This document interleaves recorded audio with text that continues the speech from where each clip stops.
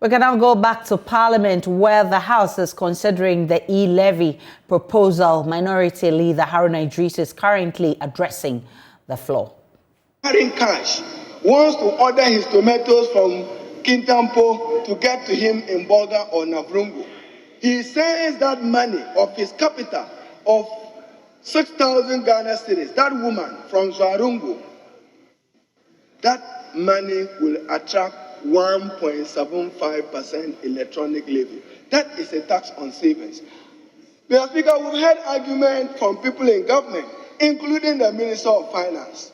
Today, I expected him to have thanked this political minority when you said that there has been consultations. I've been to Wa, I've been to Takoradi, I've been to Ho. Would you have gone to Ho or Takoradi if the minority did not stand up to you to say that consult more? Consult more. You certainly must be thankful to us that at least, Mr. Speaker, let this mark a beginning for this parliament.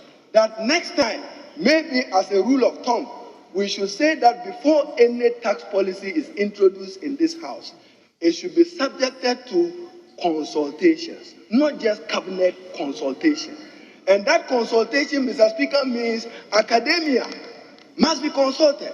Civil society group must be consulted. Stakeholders must be consulted. Imagine this parliament pass an insurance bill without consultation with industry players, or pass a banking act without consultation with banks. And we say that we are serving the people of Ghana. We have to change the way we do things in this country. And my honest view, Mr. Speaker, is that in future, the consultation should be widened.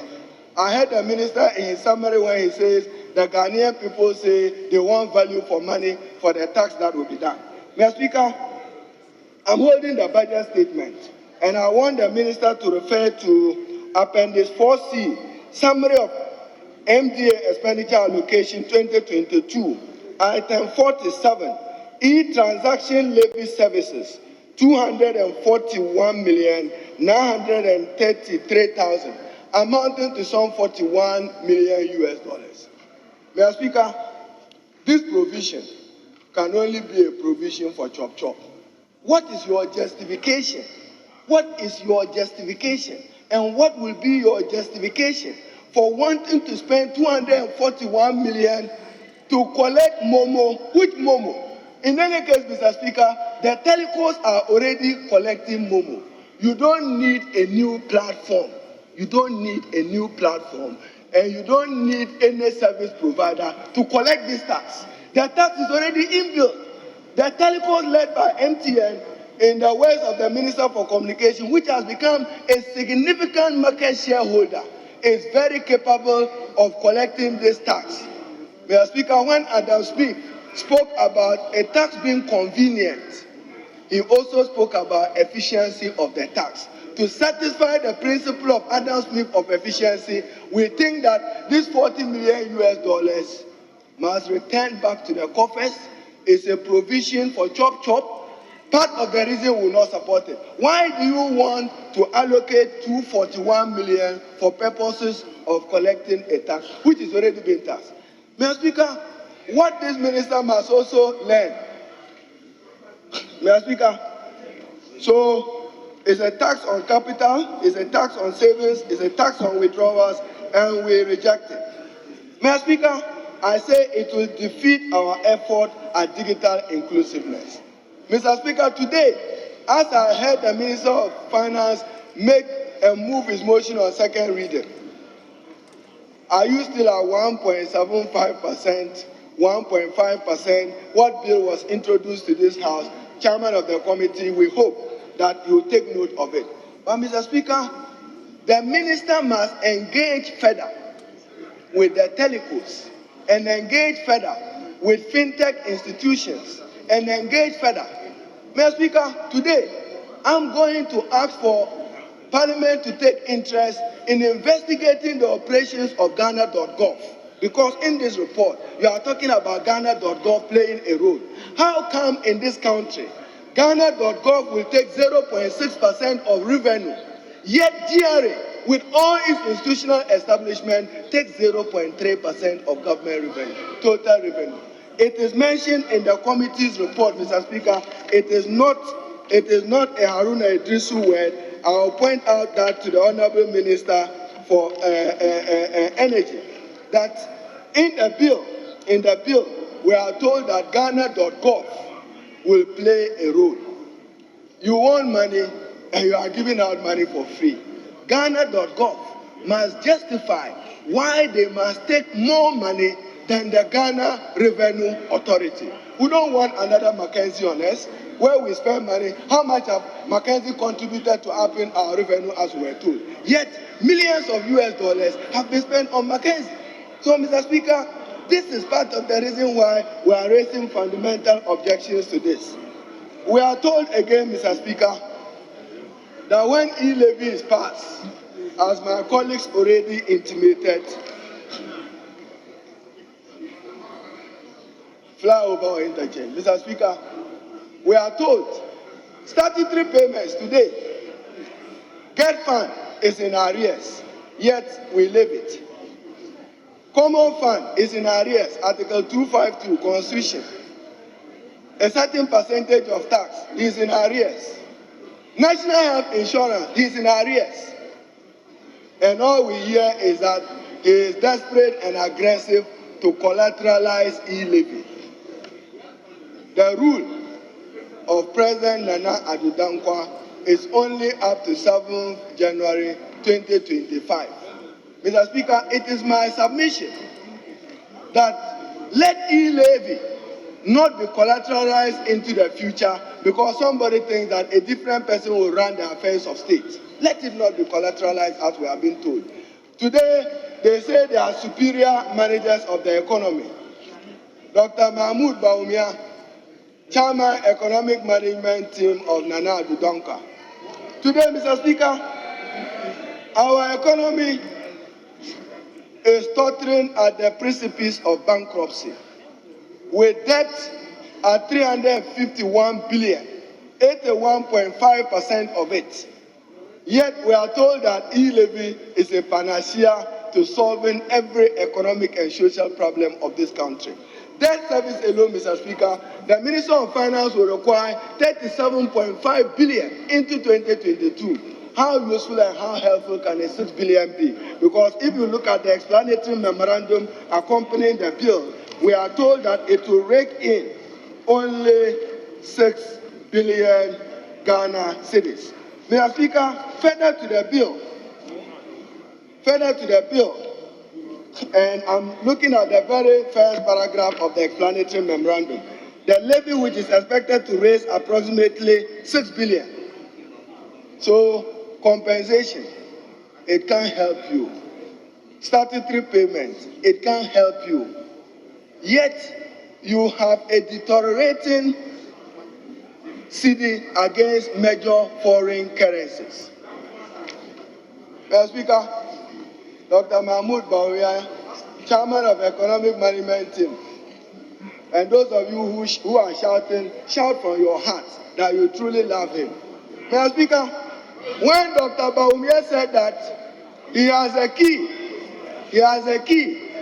to arrest the depreciation of the dollar and the cedi against the US dollar and foreign currencies, he thought it was as easy as stopping a trot between Wulgu and Sabulugu. It's not as easy. It's not as easy. If you want to arrest the depreciation of the cedi, you need to expand your exports and reduce your imports and bring in more. I know what is in your heart. Others, I can't trust what is in their heart. So, Mr. Speaker, the honorable member was talking about reference to how the tax will be collected. And I think that we are told that in other countries, Mr. Speaker, for the record, nowhere in the world is a tax on electronic transactions or electronic transfer pegged at 1.75%. Nowhere in the world. Nowhere in the world. Therefore, for you to create an impression that you are innovative and that you are doing better, it is simply not true. It is simply not true, Mr. Speaker. And my other caution, Mr. Speaker, is that the Minister for Finance, why I stated that he must further engage the telecos, is that, Mr. Speaker, the telecos already charge 2% E-Levy, 1% in, 1% out.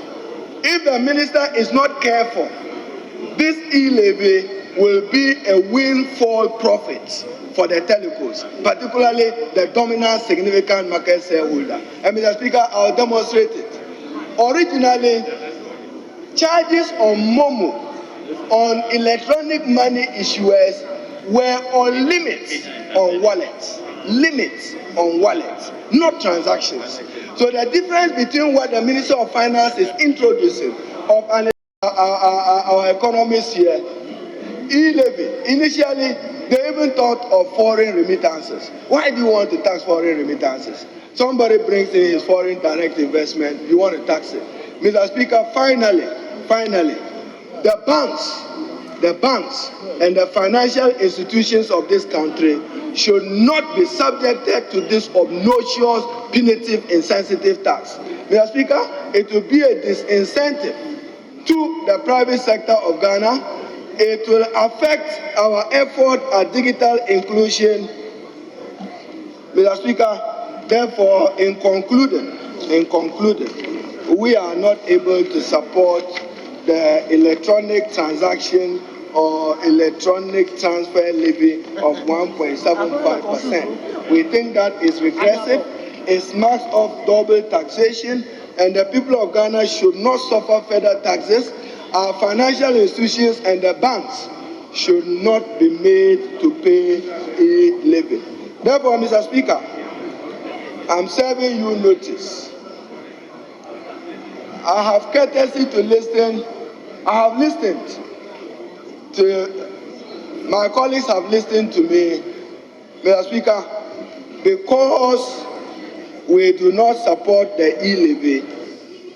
The minority group led by me, after listening to the majority leader, will not be associated with any further proceedings on the E-Levy. We will mark that. We want to be recorded that when E-Levy was brought to the 8th Parliament, we stood together, opposed to it, we asked for its rejection, and we said we would not support it, Mr. Speaker. Do we effectively want to stop E-Levy? On that note, Mr. Speaker,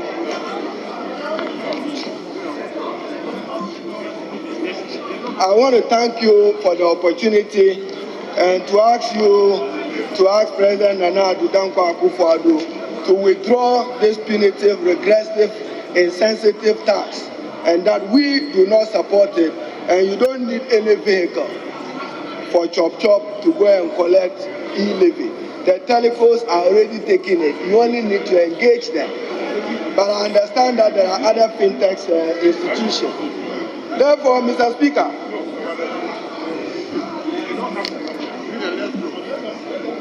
I'll disappoint you because I'm concluding, Mr. Speaker. I know that you are time man. So what do you do?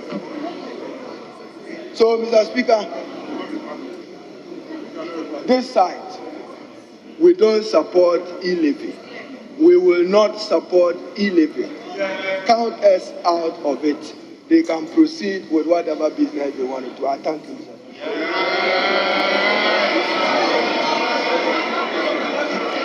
Mr. Speaker. Mr. Speaker. Mr. Speaker. Wait, he's waving. No, he's waving. No.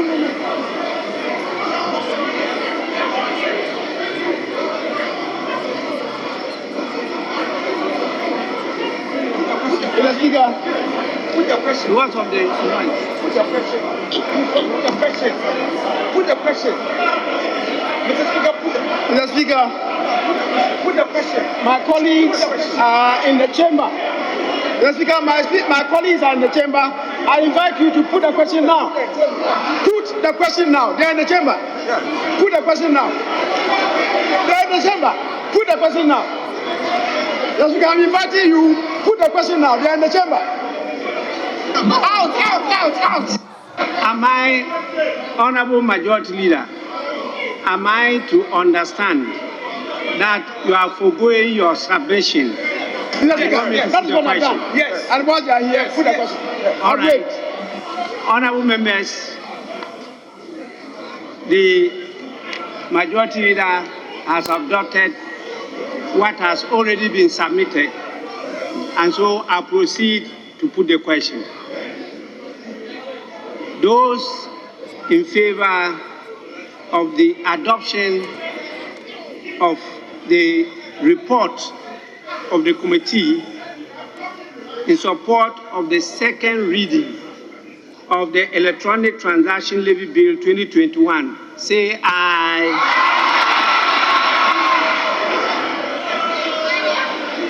Those against, say no.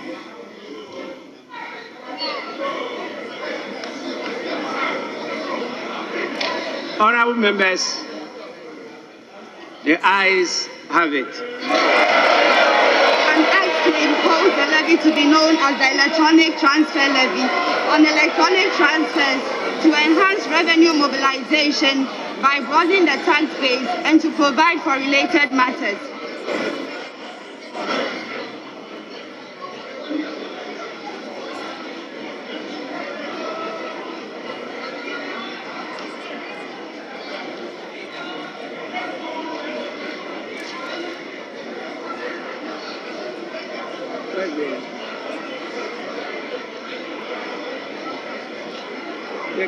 The guy.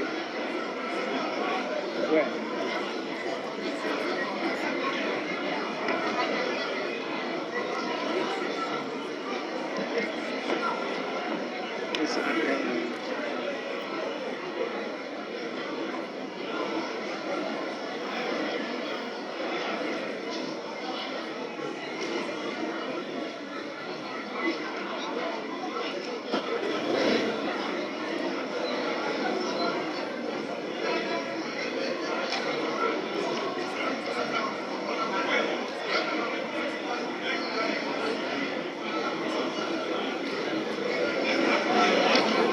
Honorable members,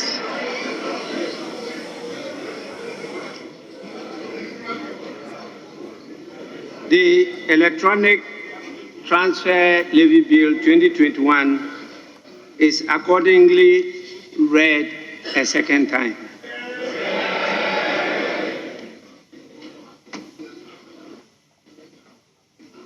Leadership, any guidance? Mr. Speaker, I believe we can deal with the consideration stage of the Electronic Transfer Levy Bill 2021. Mr. Speaker, many of the things the committee have already agreed on and factored same into the committee's own amendment proposed. The major matter relating to the rate, as we listen to the minister, he himself is going to lead the House in proposing an amendment to the rate. So, Mr. Speaker, I believe we can deal with the consideration stage. I thank you. Honorable members, particularly to the leaders of the House, when you keep on giving surprises to the Speaker will also be giving you surprises. The movement of the motion itself was a surprise, and the walkout is another surprise. So today is the birthday of the President. It's not a surprise day. And he wants to celebrate it before coming to us tomorrow. We hope that his message will be one to be celebrated. But these surprises to the Speaker sometimes are overwhelming. and I'll still continue to do everything for us to be able to manage this house together. The people of Ghana are looking up to us. They are not looking down, because we are not down, we are up. And that leadership we must not fail to provide. And so we need to continue to make sure that we process the bill, which meant that after we finish the second reading, we have to go to the consideration stage. We have a few days to rise, and I have no problem with us going on with the consideration because the House is properly constituted. You know, walkout doesn't stop the House from proceeding with its business. And so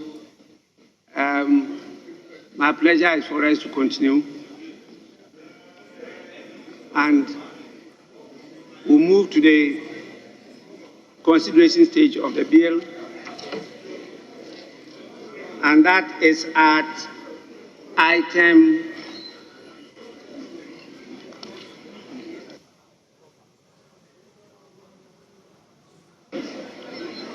Item 28. Speaker, item 28 is a procedural motion. Mr. Speaker, because this bill has been certified by the relevant committee as of urgent nature, item 28 is moot. It has no relevance. So we must move straight to item 29.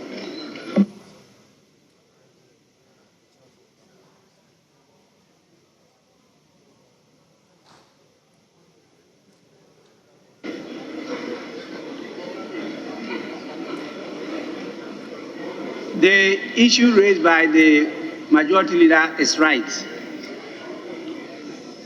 By the casting vote of the chair of the committee, a decision was taken by the committee and the House was accordingly advised, and the House accepted that it's an agent business.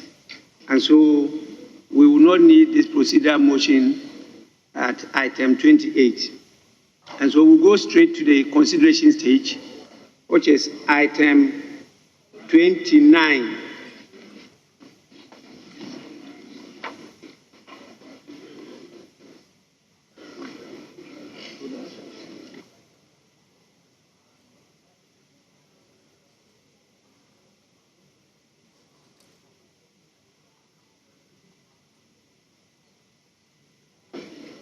Honourable members, clause 1.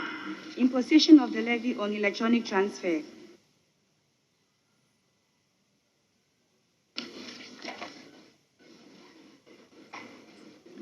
We have a number of proposed amendments to clause 1. In the absence of the minority leader, we'll move to Roman item 1 of clause 1 and call on the Minister for Finance to move that proposed amendment. Minister for Finance.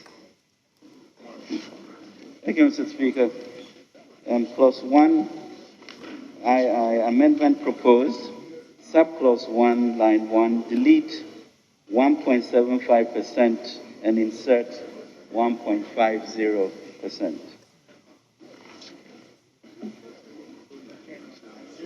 I so move. Motion moved is for the consideration of the House.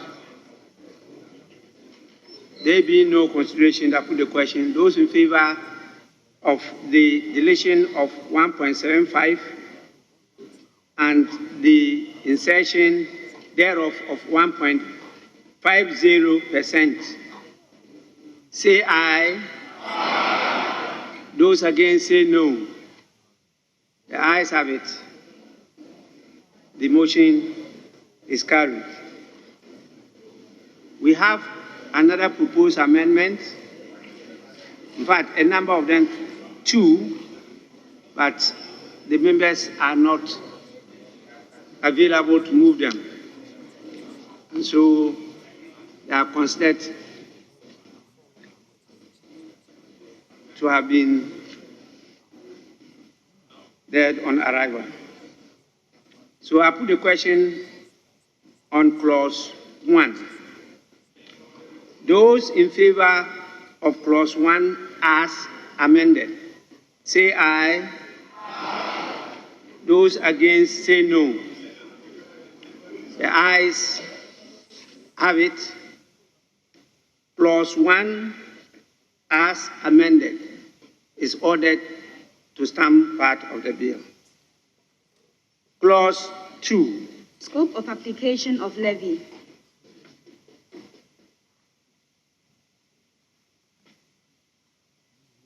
We have a number of proposed amendments. The members available, I can see, is only the Minister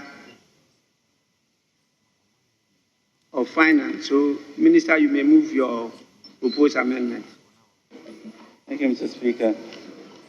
Clause 2, VRI, amendment proposed, subclause 2, paragraph C, line 2, delete ghana.gov.system and insert ghana.gov/system or any other government of Ghana designated payment system. I so move, Mr. Speaker. Motion moved is for the consideration of the House. There being no consideration, I put the question. Those in favor of the proposed amendment say aye. Aye. Those against say no. The ayes have it. The motion is carried. And I put the question. There is another proposed amendment come from the chairman of the committee. So we're just coming from Parliament where the House is actually considering the E-Levy bill. You just witnessed that the minority staged a walkout after its leader, Haruna Idrisu, stated that they will not support the E-Levy. And he indicated that it is a nuisance tax. He said businesses are already suffocating and the E-Levy will only compound their problems. He said the minority wants it captured on record that they will not be part of the passage of the E-Levy. And so the minority has staged a walkout, but it was read for the second time and now at the consideration stage. This is a bill that has gone back and forth. It's actually been very controversial.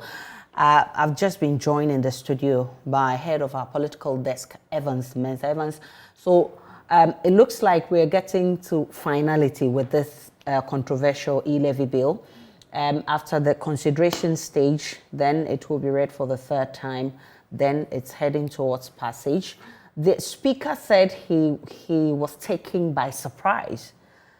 I'm also wondering how that could happen. So let's clap a few things. So what it is now, as you see, the minority have boycotted the chamber.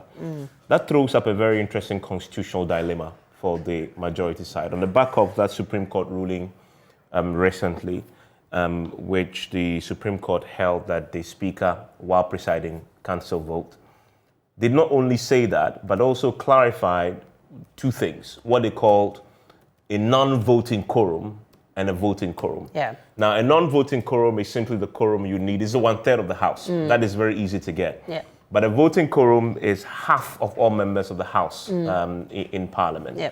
Now, what they just have done when the Speaker puts the question when they did the first reading and then the second reading, Yeah. They need a voting quorum, according to the Supreme Court, for that to happen. Yes. And a voting quorum is half. So half of 275 is 138.5. Now, 138.5, I mean, you don't have half of a human being. So even if you're talking about 138, they don't have, the minority side do not have 138 members. Yes. They don't have Adwoa Safo in the House. even if they have the chieftaincy minister there, they only have a total of 137 of their members there, assuming that all the of other them members were are around. there. Yeah. They are 137. So they don't have a voting quorum according to the Supreme Court. Yeah. Now, on the face of it, all the other votings that they've done on the second reading, and they're doing the consideration stage now, Yeah. on the face of it, will be unconstitutional. Yeah. And so this is actually a very interesting test of that Supreme Court judgment that was delivered 2 weeks back. Anybody can go back to the court and challenge the validity and constitutionality of everything else they are doing going forward. Strategically, it is a reason why I believe the minority has taken the walkout. Because they are empowered by that judgment of the Supreme Court. If they stay in the House, Okay. the House will have a voting quorum. Okay. And the business, and if they come to a vote, they would have lost the voice vote. They would have definitely called for a division. And the division will mean now actually cast your ballot. Yeah. If they actually cast their ballot, depending on their numbers, we don't know what the outcome will be, Yeah. right? But as it stands now, we do not know of a member of the minority that is not available or is Well, I sick heard my minority leader, Harun Adriso, on the midday news say that the only member they don't have is James Achikwesi, Okay. Asset North, Okay. who apparently is in court. Yeah. And they were expecting him to come in. So let's take his word for it. So Okay. they don't have So one person. both of them do not have. So they will have They're one. all shot by one They will from have both sides. So they will have 136. Yeah. Okay. And the other side 137. And All things 137. being equal. That is if they have everybody else minus Adrasafo who is Yep. not in. So if it came down to a vote. No, it's- if they have everybody else, they can't Minus- have everybody else because we know that the chieftaincy minister is not no, available. I've heard that he's been wheeled into the house. Oh, okay, wow. If that's possible. I haven't seen it, but I've heard that he's been wheeled into the house. That would be interesting. So the only person as of now that we are working with that the majority side don't have is Adrasafo because Yeah. she isn't in the country. Okay. So we're assuming that they have 137. If you take the minority leader's word for it, then they don't have James Achikwesi. Yeah. Then they come down to 136. 136. So if you call for a division and you vote, it's time to reason that the majority side will win. Will win. So the best strategy, I guess, is to boycott and leave the chamber. Then you are left with that constitutional problem that the Supreme Court itself, introduced, which is the voting quorum of half of the House, which they don't have. But they have gone on to vote Yeah. without having the voting Then, quorum. so you had the majority leader saying to the speaker that he should he should pose the question because the minority were still in the chamber. He shouldn't wait for them to step out before he poses that question. I mean, so really, that's where we are with the controversy. And we just listened to the speaker say that as far as he's concerned, boycotting the House does not stop Parliament from working. That is true. Before the Supreme Court judgment was delivered recently, that was true. Yeah. And I'm surprised that he hasn't taken he hasn't brought up the Supreme Court judgment. Because if he brought up the Supreme Court judgment, he can put a vote. But here's the thing though, the speaker can assume to be blind until somebody had raised That an objection. issue on the But you don't have the minority guys to raise do that. those issues. So he's proceeding as if everything is But okay. he's a lawyer himself. Yeah, but as we've seen speakers do all the time, somebody has to catch his eye. Yeah. And then you have to give the person an opportunity to raise an objection. Yeah, definitely. But there's nobody to raise an objection. So he's proceeding as if he doesn't know. I mean, doesn't he's know what right has to do happened so. with the Supreme Subsequently, of course, somebody can go to court and challenge this. And the whole process indeed could be annulled. That is a risk that we face now. But will this pass today? I doubt very much. Because if you look at the standing orders, after the consideration stage, which obviously they are doing now. They are doing right now. They have to go to third reading. This is what a standing order says about that. The third reading. A bill having passed through the consideration stage, the third reading shall not be taken until at least 24 hours have elapsed. Okay. This period not including days on which the House does not sit. Okay. Okay? So what it means is, unless they were doing this under a certificate of urgency, they can't pass the E-Levy today. Okay. They will have to wait at least 24 hours, which is tomorrow. They have to return tomorrow for the third reading to happen. And so definitely, if they're going by this, unless somebody puts up a motion for this to be considered under certificate of urgency, this is not the E-Levy is not going to be passed today. Yeah. If they're going by the standing order. So that is what it is. And maybe tomorrow, that's exactly the minority side will have their numbers. Because there's no way the majority side will get a Josephine in by some miracle by tomorrow. Considering where she is. Exactly. So minority guys really have calculated this and said, tomorrow we'll have all our numbers in. Yeah. And also bear in mind that there was the commissioning of the interchange. And from what I heard on midday, 7 NDC members were invited to be part of it. In Tamale. Okay. So it's very possible that they had gone to Tamale to join the president. So they were not part of the But be it as it may, if going by the standing orders that you just read, they can still come back by tomorrow. Yes. I mean, from Tamale to here is just less than an hour. Exactly. So definitely the minority have not lost much. Yeah.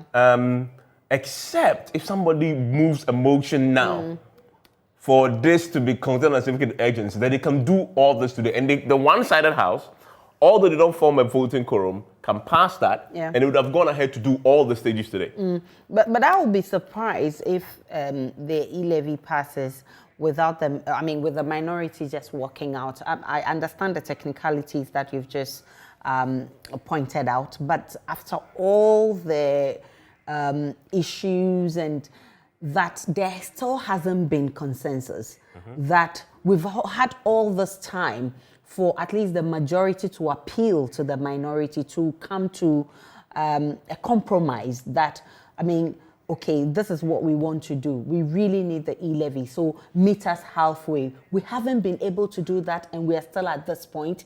I'm so surprised that we're still here. I mean, it's what it is. I mean, this definitely was a surprise to everybody else, even the speaker. Yeah. So the only people who knew this was going to happen today was the majority side. How does that happen? That's the one presiding over the affairs did not know about this. That is strange. That is strange indeed. And we all know that they meet in caucus and decide the business of the house. And even the business of the house is announced, I mean, at the beginning of the week. And so, okay, so today is Tuesday.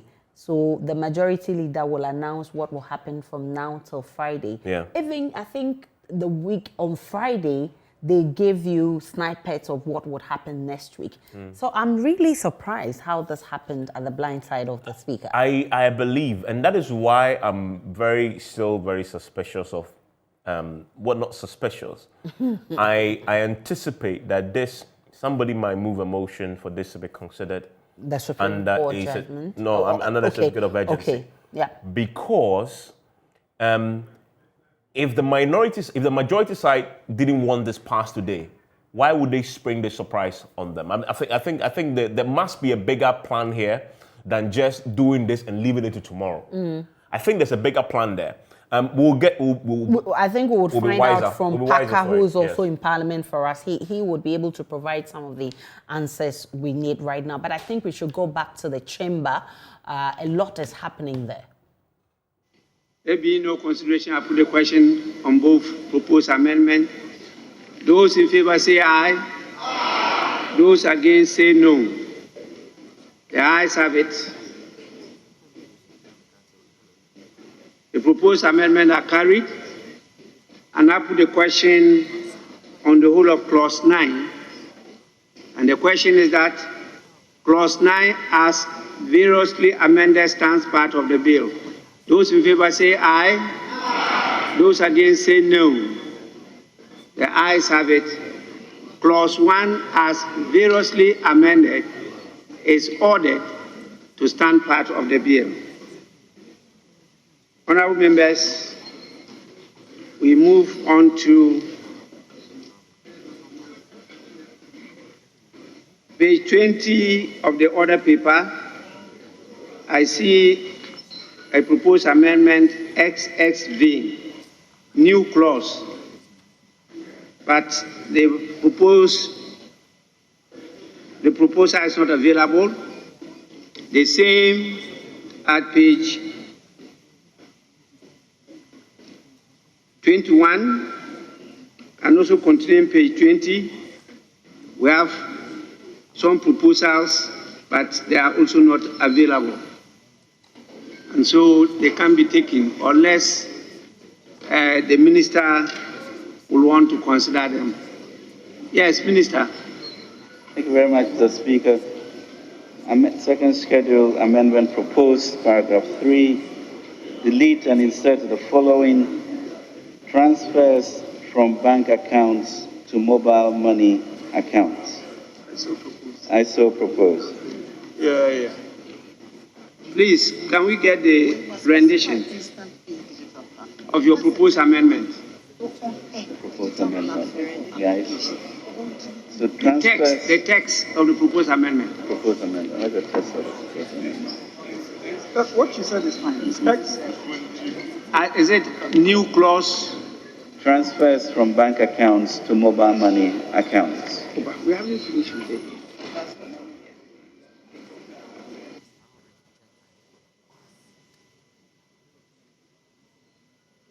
Let's get some clarity from our man, Parker Wilson, who's monitoring events for us in Parliament.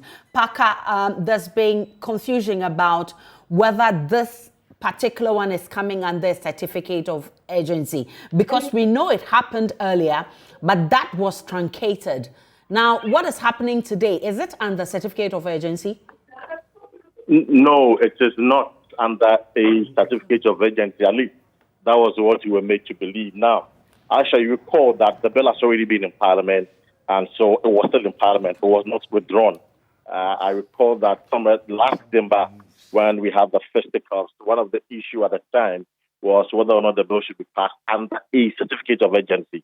But for now, it hasn't been stated. They're just going through the normal process. They just finished with a second reading where the report of the committee has been adopted, and now they're going into the report clause by clause to see whether there will be some amendment made or not, particularly with the charges. We know that there was 1.75% at the time the bill was introduced to Parliament. Later, information that we got was that they were going to amend it to 1.5%. So we are all waiting for the clause by clause amendment to see whether the bill would be amended to 1.5% or still maintain 1.75%. So that is what is happening at the moment. But just a while ago, the minority staged a walkout.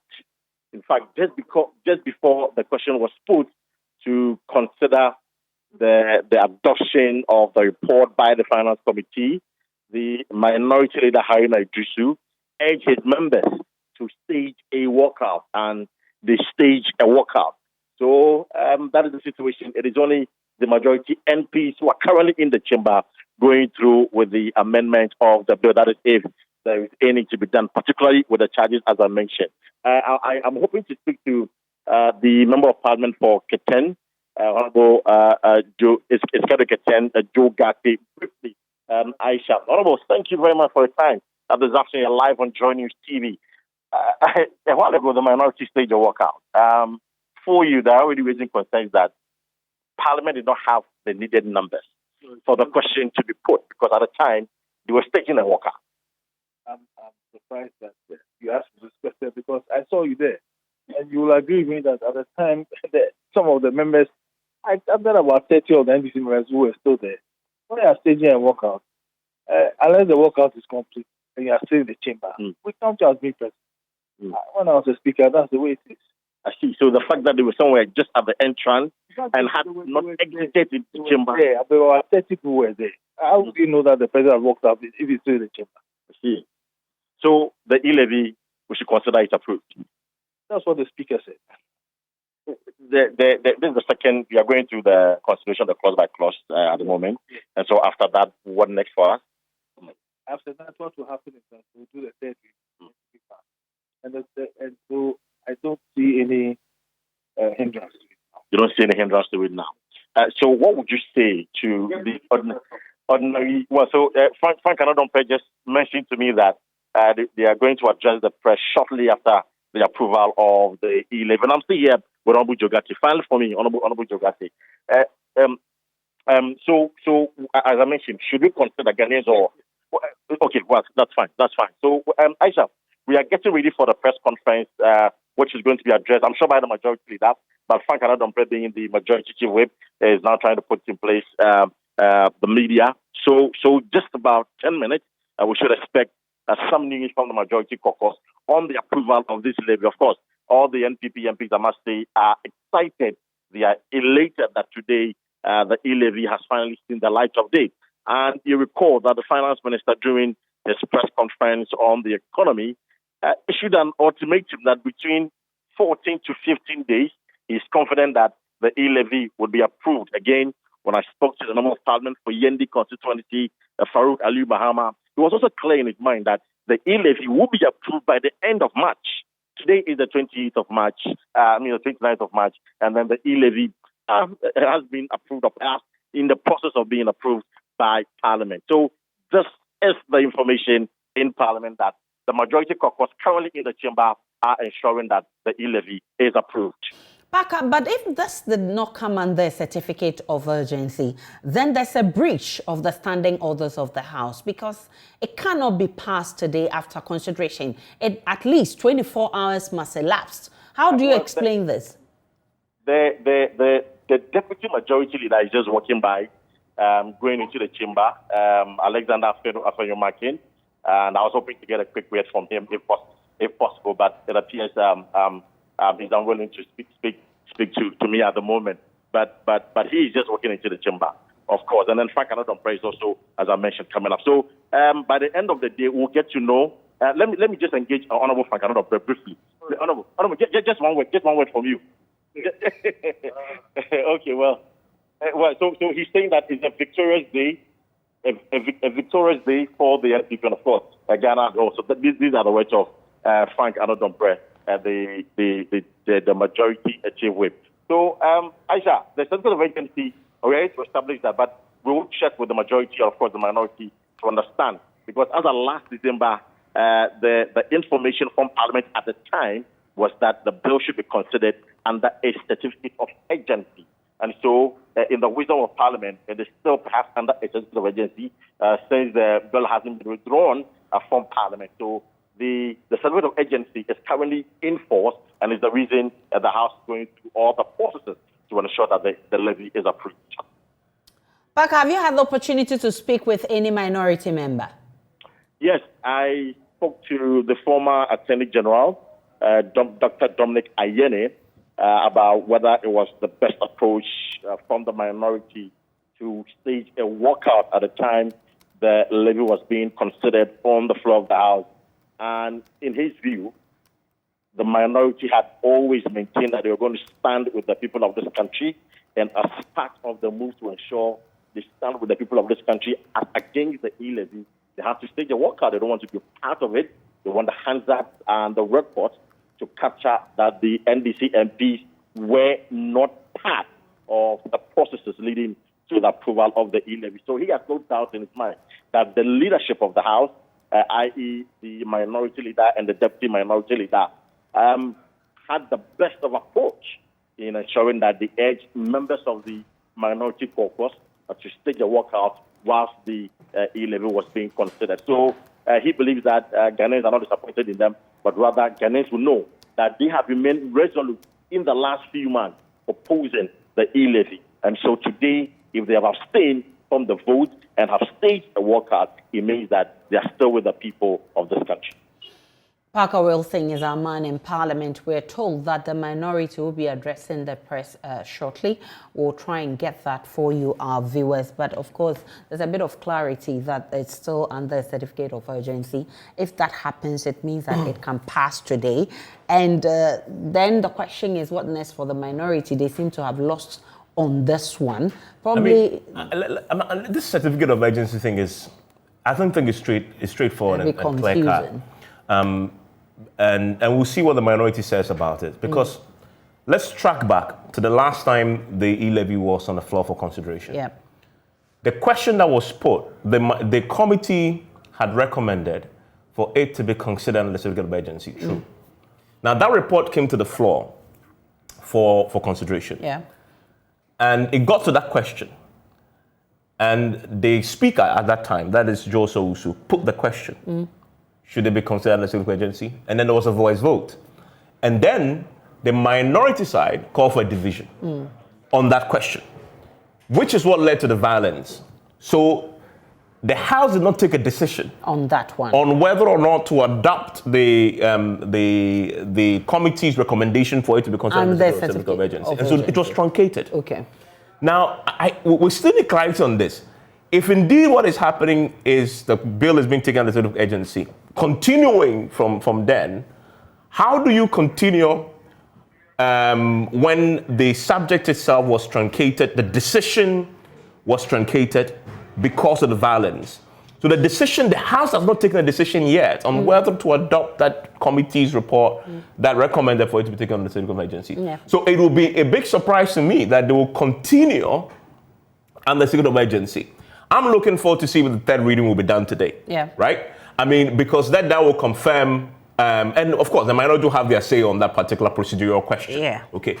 If indeed they are proceeding solely based on the committee's recommendation, when the House, we know, we're in the process of taking a decision on that, and that was truncated, that will raise questions. A lot of, I mean, and so there are so many questions that still would have to be answered. A few things. One, on the back of the Supreme Court verdict, we've seen them vote a few times, taking voice votes. The Supreme Court is clear that you need what they call a voting quorum of 138.5 people. Yep. Right? Do they have the number? That question needs to be answered. Yep. Second key question to ask is, can they go through the entire process today? They can only do so, as I've said, if this is on the certificate of urgency. But we know from the previous time this came before them that was a subject. They were in the process of taking a decision. That led to chaos. And they truncated it. Yeah. So having been truncated, can they proceed to take it on a certificate of urgency when that decision was truncated? Yeah. I mean, that is a question that needs to be answered. And we'll get to know all this. A lot of this will be subject to a lot of questions. Yeah. Legally and procedurally, when all is done at the end of the day. If indeed they go ahead to pass it today with the numbers they have and then the certificate of urgency, I foresee a lot of challenge to that bill going forward, either at the courts or in Parliament itself. And because we don't have the minority side there, nobody can call the Speaker's attention to it for it to be debated.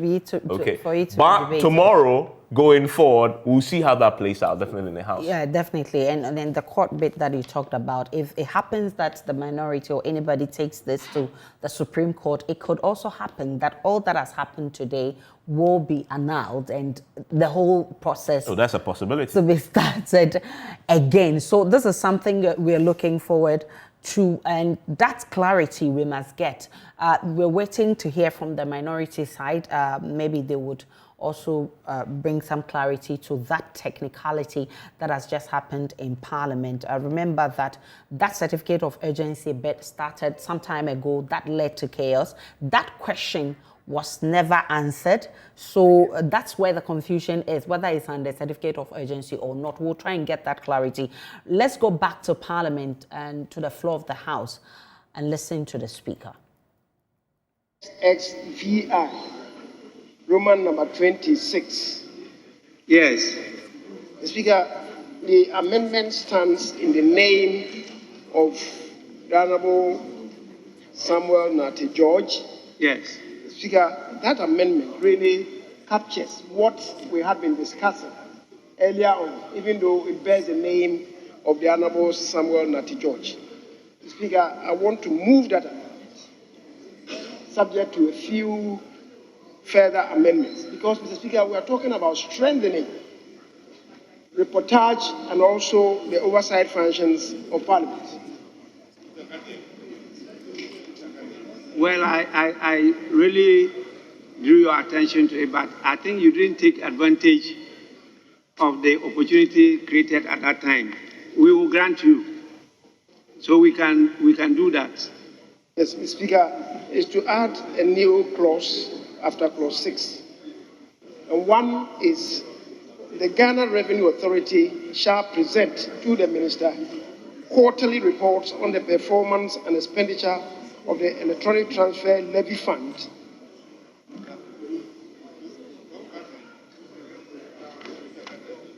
on the Electronic Transfer Levy not later than the end of the month following the end of each quarter. That is one. Mr. Speaker, the second should read, the Minister responsible for Finance shall publish semi-annual reports on the electronic. I want to hear what he's saying because it's further amending what is before us so that I can capture it properly. Yes, go on. The Minister for Finance shall publish semi-annual reports on the electronic levy funds not later than the Speaker shall publish the annual reports on the Speaker in presentation of the annual budget statement and economic policy. You accompany that. And the second one will be in the course of the mid-year review, so that it will be twice. So the presentation of the main budget and the mid-year review. So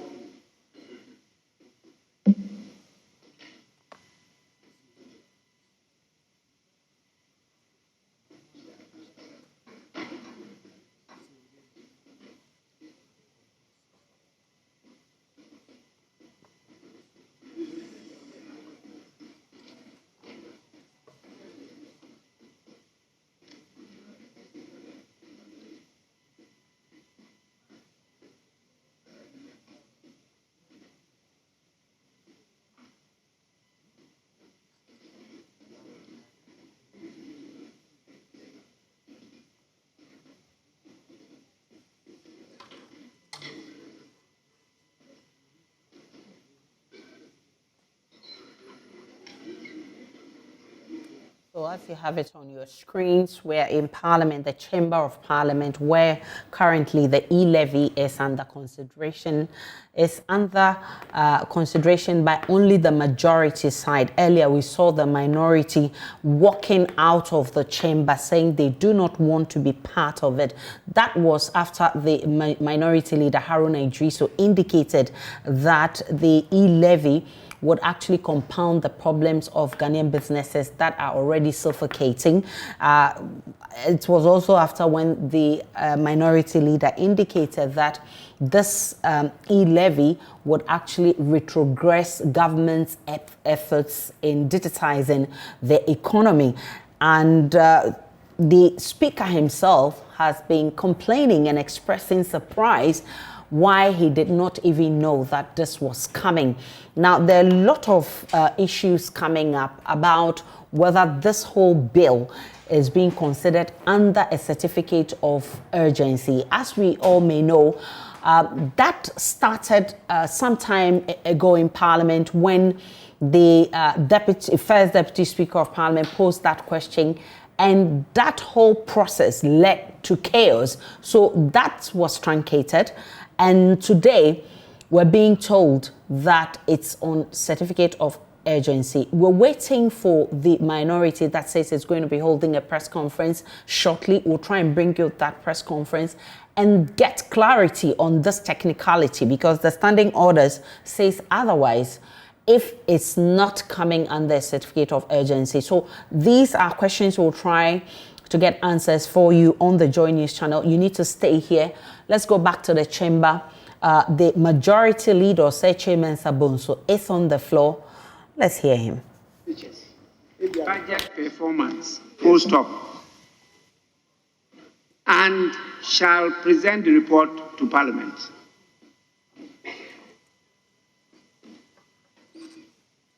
Those in favor of the proposed amendment say aye. Those against say no. The ayes have it. Yes, Chairman, is there a mistake before I haven't put the question, the final one yet? The ayes have it. The motion is carried. And I put the question on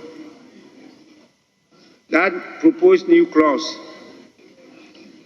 Those in favor that a new clause as captured in the proposed amendment XSVI. Mr. Speaker, Yes. just a minor thing. I think the GRA, the report that they are going to present to the minister, relates to the revenue streams, not the expenditure.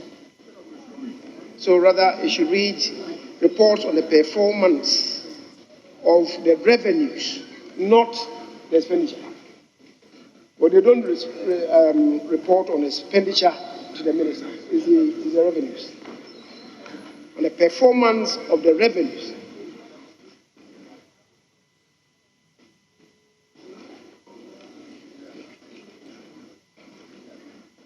Honorable members, yeah, we are at the consideration stage, so the rules are relaxed. That's why the maize should be tilted. Now, the majority leader has further amended subclause 1 of the new clause at item SSVI by the deletion at line 2, flowing to line 3 of and expenditure. Delete and expenditure and insert of the revenue.